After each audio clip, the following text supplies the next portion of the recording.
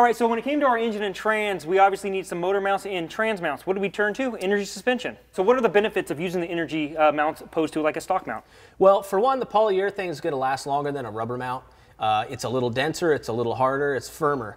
But what's cool about it is it's soft enough for the street, so you don't get all that driveline vibration running through the whole truck. It isolates it.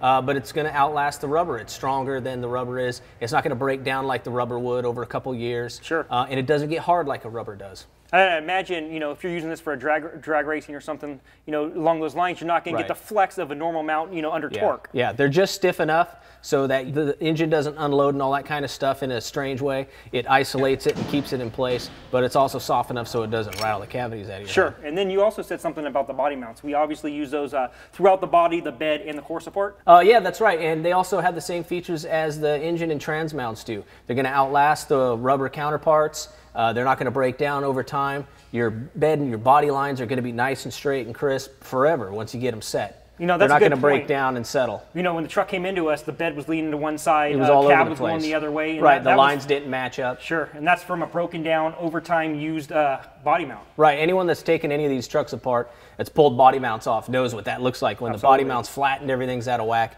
And yeah, none of your lines line up. Sure.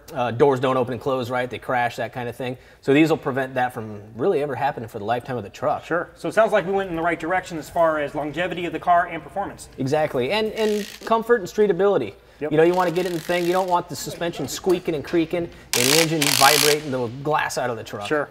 Well, why don't we get this thing off the lift and go take her out. Cool.